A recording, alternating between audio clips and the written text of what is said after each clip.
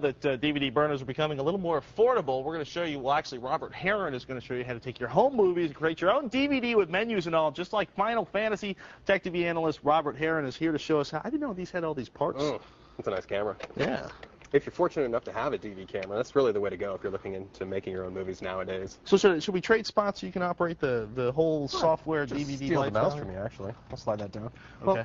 Yeah, actually we could. Either way. Trade your spots. Okay. So we got a P4 system here. We've got software running. A year ago, I would have said nobody in the right mind wants to make a DVD at home. Not really. The hardware wasn't there. The software really wasn't there. And professionals cried when they used it. Just recently, we've seen not only recorders, DVD recorders drop in price to where they're now affordable. A few are now under $500, that was key, getting that down. Affordable. Yeah. Considerably more affordable. Blank 3 Media. years ago, $10,000. 3 years ago, we're talking outrageous 5-digit prices for anything. And Blank Media itself, we're talking $50 to upwards of $100 per disc, depending on what kind of media you're working in. How much does the media cost now?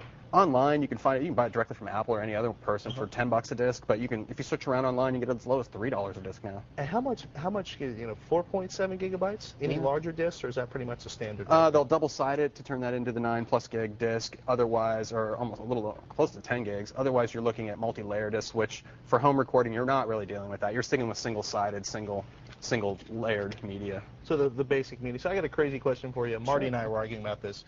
Is DVD plus RW the spec if you've been looking to buy a DVD drive? Too new to call right now. We've looked at a few of the drives. The initial media we were having difficulties with. Actually, I have reviewed it. I know you have. I have reviewed a couple of the drives. Okay. And initially, the problems we were seeing wasn't with the hardware itself, it was with the media, actually. Some of the media was malformed, and it caused several problems in terms of recording and compatibility among other, like set-top players and computers as well. So I'm convinced that it has a lot of potential. It's there. It's going to be there with Dash RW as well, what we currently have. But I'd hold off. Don't be too in a rush to go out and buy any of this hardware right now. But if you are in a rush, what kind of system do you need to author DVD movies? Lots of hard drive space, and a fast hard drive is key. 60, 80, 100 gigabytes? That's plenty. Per disc you're talking about, once you start doing one disc, you usually want to save that project, and that project can be as large as the single-sided disc itself, which is easily 5 or 10 5 gigs per project, 6 gigs per project, just for a little bit of a buffer. And in terms of when you're compressing, you may still have the original, when you start off capturing your video and things like that, you'll have that uncompressed AVI or a very little compressed AVI. So minimum, probably 40 gigabyte hard drive? Give yourself plenty of space. You can have a 40 gig hard drive, you can get a really fast 7200 RPM one for under $100 right now. So. One last question, processor power and memory, how much?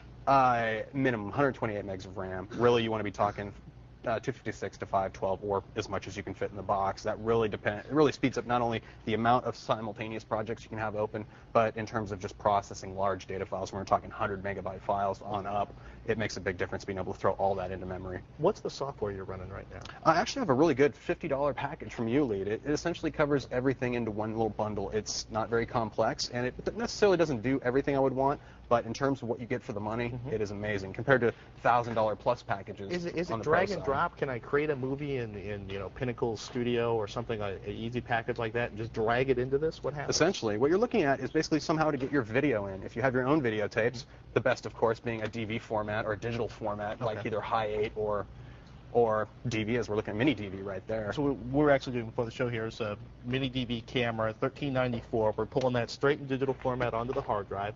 Do you edit it next? What do you do next? That's the next thing. You want to basically, essentially the best feature you can do is to get it into the computer in the most uncompressed format possible off that tape. Suck all the data off that tape you possibly can. Once it's in the computer, then you take care of all your editing. You go ahead and you splice out, cut the ends off if it weren't right, add transitional effects, things like that. But leave it in that uncompressed format until you're ready to move it off onto the DVD format. What do you do at that point? Basically, all you're doing is converting. Normally, we stick with uncompressed AVIs. So when you pull the data off onto your computer, you try to leave it as uncompressed as possible. And then the process to lots of memory. Lots of space. And when you're doing the effects too, it's processing on a frame-by-frame basis when it converts from AVI to MPEG. So that not only it used to take a long time. Is that what you're doing in the Ulead software, or what I did was captured a few at the bottom. You can see some of the. Yes. At the bottom, here's some clips I actually pulled in already, and the ones with the little disk icon above it, you can see right there. Those already have been processed into an MPEG file I saved a little while ago, and I did about 5 files. I think it was probably close to half a gig of space, pretty small, just small clips, but it took about, say, 5 minutes to convert that from AVI to MPEG.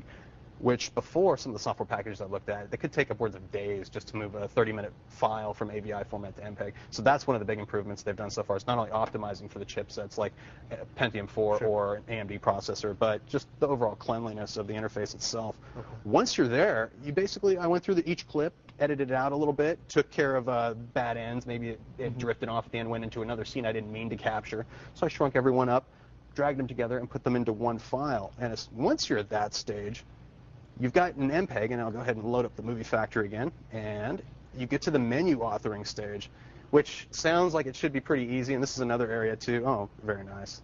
Oops. No big deal. Ignore that. Start a new project, you add your MPEG files. Normally, you want to keep one large MPEG file, which is really the way to go. So basically, you've edited your movie, you've captured it, you put it in an MPEG format, then you're actually, so when you say the menu, this is the thing like we see when we put a commercial DVD in our home DVD player. This is the thing that play, chapter selection, all that kind of stuff? Exactly. And then that really was one of the hardest areas to deal with initially in DVD creation. You get your tracks in here, you figure out not only the order you want, but in essence where you want to make those breaks, the chapter selection, things like that. And then once that's there, you can go ahead and splice in and do your menu creation, which arguably is one of the hardest areas we've looked at so far. It's an art thing. It's like how much time do you want to spend putting together a menu? Sure. You can do it quick and dirty. You can dump it straight from the canvas. Well, let's see what a menu looks like real quick. Okay, let me just move a file in here. Whoops, wrong folder. And let's see here. Get this out of my way. Oh. Anyway, let's see here if I can get this to do it. Oh, it doesn't like that. We managed to really upset the system. I think we did. So once you've actually done this and created a menu, how long does it take to actually burn to a disk? Depends. 2x recording for write-once media, so that means you can fill up the whole disk within 30 minutes, which is really nice. Okay. And that's if you filled up the whole 133 minutes on the disk. So it's definitely lagging behind CDR burning technology. It is. It's roughly right now you're looking at about 18x speed if you were comparing it directly to CD. In terms of the new format, the DVD plus RW, that can go up to as high as a little bit, 2.4x, which is a little bit faster. And that should offer more speeds. And the DVD plus RW format actually should increase the burning speed as time goes on, as more drives appear, as more media appears. But essentially, that would be it. Just in terms of being able to get that data on your drive, you close the disk out, you should be able to play that in any set-top player currently out there. And we've only had one player we've seen so far that actually wouldn't play the burned media, which was a really old set-top player. So if you got a fairly recent consumer electronics DVD player, should be